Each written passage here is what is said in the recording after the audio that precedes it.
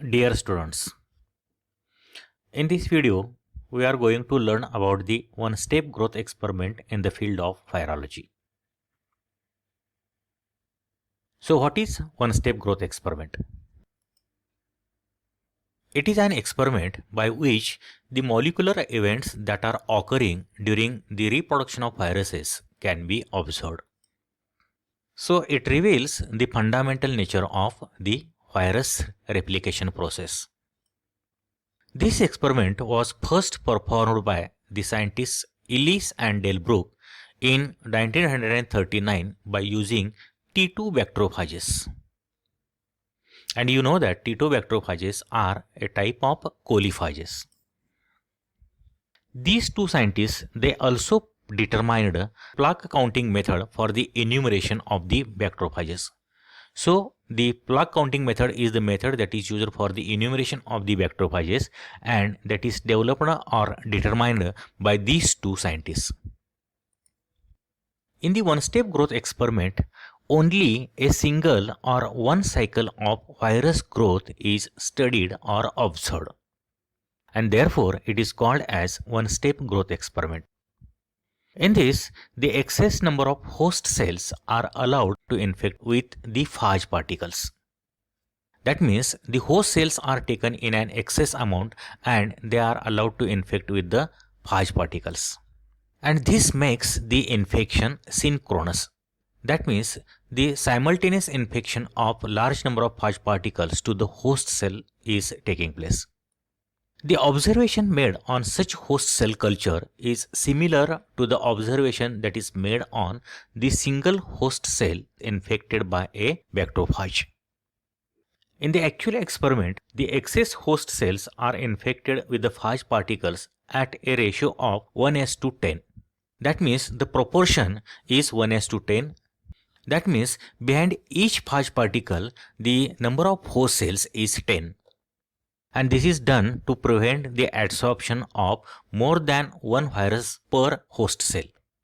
Such mixture is then incubated for a short period of time, that means for a period of just 5 minutes. And this incubation period allows the adsorption of phage particles on the host cell surface. If the bacteria are present in an excess number, all the phage particles, they will get absorbed. Thus, the bacteria are present in excess and therefore all the phage particles will get adsorbed. Such mixture is then diluted to such an extent that the virus particles released after first round of replication cannot adsorb to uninfected cell. And such dilution is 1:1000. That means the mixture is diluted to 1:1000. And due to this, only one step of virus growth can occur. The samples of diluted mixture are then removed at regular time interval and used for the plaque count. This gives a measure of infectious centers, that is the infected bacteria, and number of virus particles, that is the number of plaques per ml of the sample. When a log number of plaque forming units per ml is plotted against time, a curve is obtained and it is termed as one-step growth curve. This one-step growth curve shows the various events that are occurring during the virus replication cycle. Such curve shows three distinct phases, and they are: the first one is latent period, the second one is burst or rise period, and third one is plateau period. We will discuss each of these three phases in somewhat detail. The first one is latent period. It is the period from infection to cell lysis. During this phase, there is no release of new virus particles from infected cells, and therefore the plaque count remains constant. Now you can see in this picture, the one-step growth curve has been drawn. On the x-axis there is a time in minutes, and on y-axis there is the log number of plaque forming units per ml of the sample, that is number of phage particles. And this is the first period, that is the latent period. And during this, the plaque count remains constant, which is shown here. The T2 bacteriophage has the latent period of about 20 to 30 minutes at 37 degrees centigrade. This latent period can be divided into two phases, as eclipse period and intracellular accumulation period. So you can see again in this picture, the latent period is divided into two phases. This is the first phase, that is the eclipse phase, and the next phase is of intracellular accumulation phase. So the time from infection until the intracellular accumulation of the phages is called as eclipse period. The T2 bacteriophage has an eclipse period of about 11.5 minutes at 37 degrees centigrade. So you can see again here, this is the eclipse phase or eclipse period, which is of approximately 11.5 minutes. In this phase, the gene expression of the phage genome, protein synthesis and genome synthesis occurs. The time from initiation to the end of intracellular accumulation of the phages is called as an intracellular accumulation period. So you can see here, this is the intracellular accumulation period of the phages. And during this phase, actually the assimilation of the phage particles and the formation of mature phage particles is taking place. That means during this phase, phage proteins and genomes assemble into new phage particles.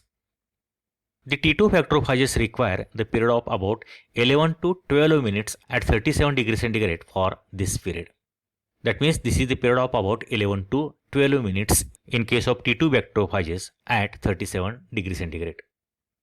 The next phase or period in one-step growth curve is of burst period or rise period. This is the time from initiation of infected host cell lysis to the end is called as rise or burst period. That means at the end of latent period, each infected cell lyses and liberates a crop of new virus particles. So you can see here, this is the rise period or the burst period. During this phase, there is release of new virus particles from infected cells and therefore the plaque count increases rapidly. That means the number of released phage particles increases rapidly. The T2 bacteriophages has the rise period of about 10 minutes at 37 degrees centigrade. So this is the period of just about 10 minutes. And due to the asynchrony of infection, the rise period is slightly extended. Now here asynchrony of infection means no simultaneous infection of all host cells at a time. The third phase or period in one-step growth curve is termed as plateau period. This period represents the end of all infected host cell lysis. This is because the newly liberated phage particles fail to meet uninfected host cells due to high dilution. And therefore, during this phase, the plaque count remains constant. So you can see here in this figure, this is the plateau period where the plaque count is remaining constant. The T2 bacteriophages enter in plateau period in about 30 minutes at 37 degrees centigrade. And one important term that is related to one-step growth curve and that you must know is burst size. The burst size is defined as the number of virus particles produced from the infection of a single host cell. This burst size is calculated by using the formula plaque forming units per ml at plateau divided by plaque forming units per ml at latent period. So you can see here what is the burst size. So it is the number of phage particles at plateau divided by the number of phage particles at the latent period. And T2 bacteriophage has a burst size of less than 100 phages per cell.